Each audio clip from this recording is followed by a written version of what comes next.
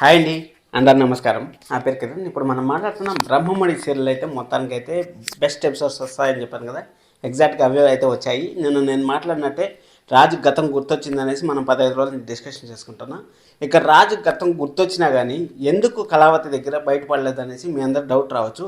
మన కళావతి గారు రాజు ప్రేమను పొందాలనేసి, అలాగే భర్తగా యాక్సెప్ట్ చేయాలనేసి ఎంత తపన పడ్డారో మీ అందరికి తెలిసిన విషయమే.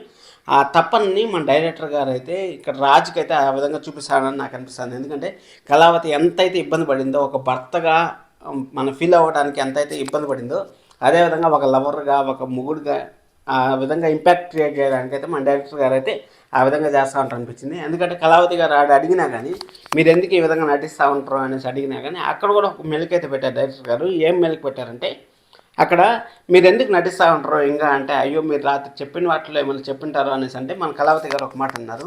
ఈయనకి నేను చెప్పిన విషయాలు కాకుండా కొంచెం కొంచెం గతం గుర్తొస్తుంది అనేసి.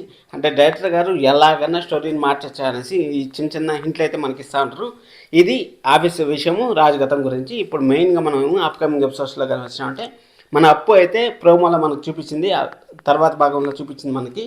అప్పు అయితే మన ఇంటికి అయితే వచ్చింది. అంటే బెయిల్ పైన అయితే అప్పుని తీసుకొచ్చారు. అప్పుని తీసుకొచ్చినప్పుడు మన కళ్యాణ్ కూడా ఆ విషయం తెలుసు. 1,20,000 గొడవ అయింది ఒకటి, వాళ్ళు నా దగ్గర వచ్చేస్తా అంటా ఉంటారు అనేసి అక్కడ డైరెక్టర్ గారు ముందుతోనే ప్లాన్ చేసి ఆ ఎపిసోడ్ని అయితే మనకు చూపించారు. లాస్ట్ కాకుండా మనకు ట్యూస్డే ఎపిసోడ్లో చూపించారు కదా, అక్కడ చూపించిన అదే మాటని కీలకంగా చేసుకొని అక్కడ ఎవరు ఫోన్ చేసింది ఎక్కడ అనేసి మన కళ్యాణ్, అలాగే మన కళావతి, రాజు కూడా ఏం చెప్పాడు, నేను ఎలాగైనా సరే మన అప్పుకి న్యాయం చేస్తాను అనేసి మన రాజు కూడా అయితే చెప్పాడు. ఎందుకంటే రాజుకి దుగ్గిరాల ఫ్యామిలీ అలాంటి ప్రాబ్లంలో ఉన్నా కానీ రాజు సహించలేడని మీ అందరికి తెలిసిన విషయం కదా. అందుకోసం అనేసి రాజు కూడా ఖచ్చితంగా హెల్ప్ చేస్తాడు. అక్కడ యామిని ఏదో కుట్రలు కుతంత్రాలు చేసి రాజుని ఏదన్నా ఆపాలనేసి అంటా ఉంది. కానీ ఒక సీన్ ఈరోజు ఆ యామినిని బ్లాస్ట్ చేయించాయి. ఏం జరిగిందంటే, అక్కడ కళావతి అయితే ప్రతిసారి వెళ్ళిపోతా ఉంది. అంటే నాకు టెన్షన్ ఉంది, నేను పోవాలి, నాకు